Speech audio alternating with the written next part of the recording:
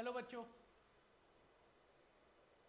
एक में प्रोबेबिलिटी का क्वेश्चन है, ये भी एग्जाम्पलर का क्वेश्चन है, बहुत अच्छा क्वेश्चन है। ये कह रहा है A and B are two students, their chances of solving a problem correctly are 1/3 and 1/4 respectively. If the probability of making their common error is 1/20 and they obtain the same answer, then the probability of their answer to be correct is, आपको इसकी correct होने की probability निकालनी है। ये base का question है। अब इन्होंने प्रोबेबिलिटी दी हुई है making a common error. Common error तभी आएगी जब या तो ए और बी दोनों सॉल्व कर लेंगे करेक्टली, तो कोई एरर नहीं आएगी, तो कॉमन एरर आने के चांसेस 0 हो जाएंगे। अगर दोनों ने इनकरेक्ट सॉल्व किया तो कॉमन एरर आने के चांसेस हमें दे रखे हैं, बट अगर एक ने करेक्ट किया एक ने इनकरेक्ट किया तो कॉमन एरर आएगा ही नहीं कुछ। और ये भी दे रखा है they both obtain the same answer, दोनों के आंसर सेम आने चाहिए। तो या तो दोनों करेक्टली सॉल्व करेंगे या दोनों के दोनों इनकरेक्टली सॉल्व करेंगे। इसके अंदर हम केसेस बनाएंगे even, both solves correctly. Second,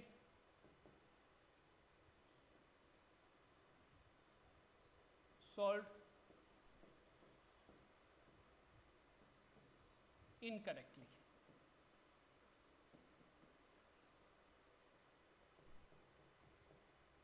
E3,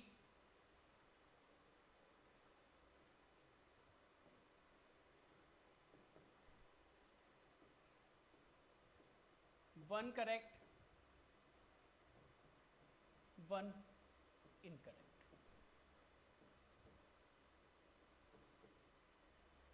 अब ये तीन केसेस हमारे बन गए।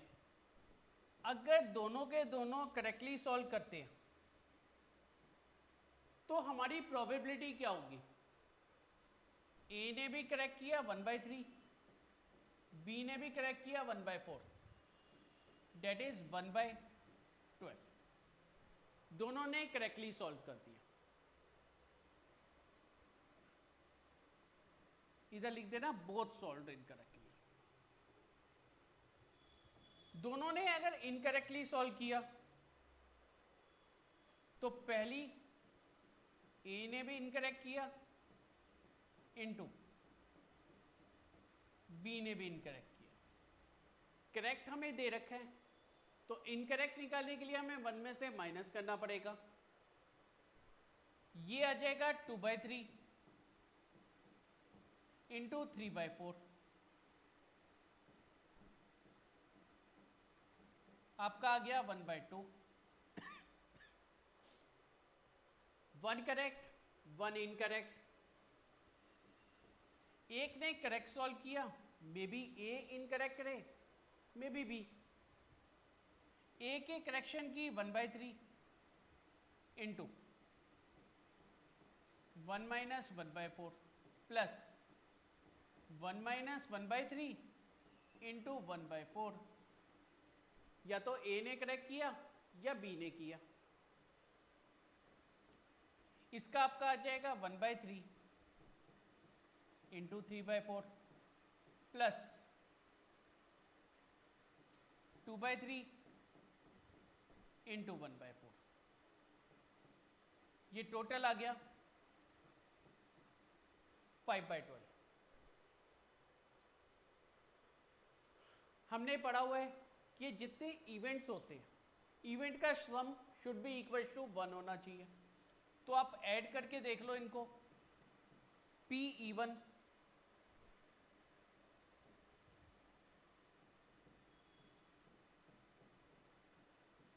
Plus P E two plus P E three should be equal to 1 होना चाहिए, जिससे हमारे टोटल इवेंट्स कवर हो जाए। ये 1/12 हो गया, इसको हम 6/12 लिख सकते हैं, प्लस 5/12। आपका इसका सम 1 आ रहा है, इसका मतलब हमने टोटल इवेंट्स ले लिए। अब इसमें एक चीज होती है जो गिवन होती है, जो गिवन है वो है ऑब्टेनिंग द सेम आंसर।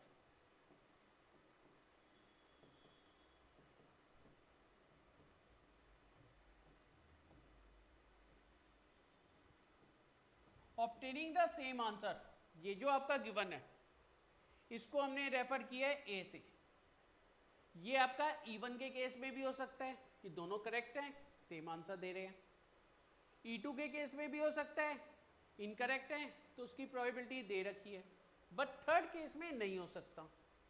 तो हमने ले लिया A/E1, that is both obtained the same answer when both correctly solves। जब दोनों ने ही करेक्टली सॉल्व किया है, सेम आंसर आने की प्रोबेबिलिटी 1 हो जाएगी। A/E2 both obtain same answer when both incorrectly solves।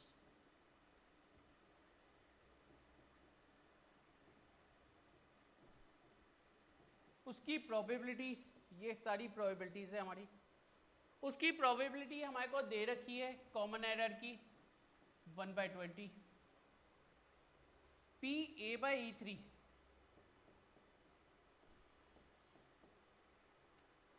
1 correct 1 incorrect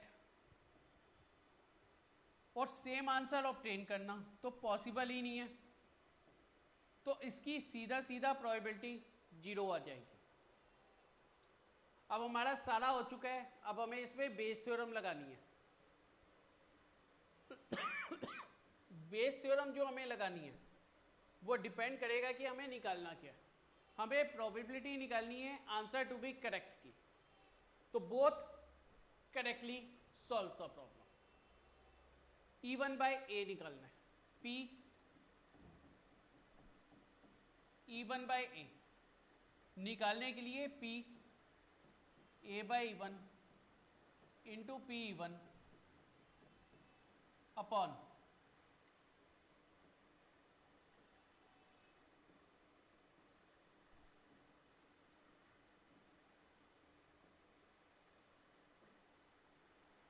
P A/E1 into P1 plus P A/E2 into PE2 plus P A/E3 into PE3, ये किया जाता है। तो प्रोबेबिलिटी ऑफ E1/A मुझे निकालनी है।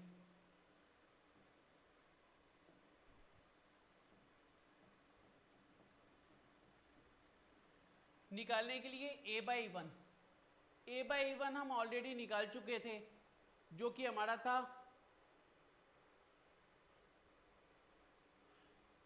1 इंटू प्रोबेबिलिटी ऑफ E1 हमने निकाली थी 1/12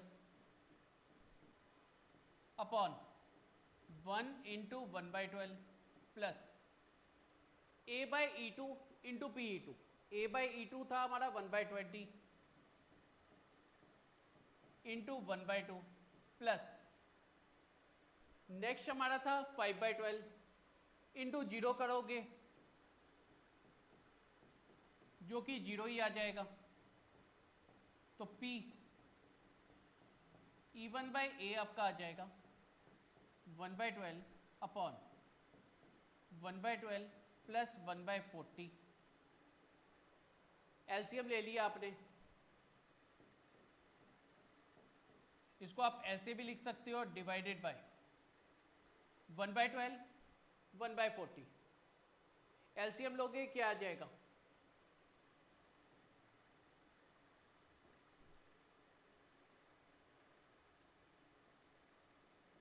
120 10 प्लस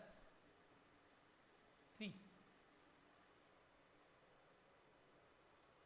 ठीक है। 1/12 इंटू 120/13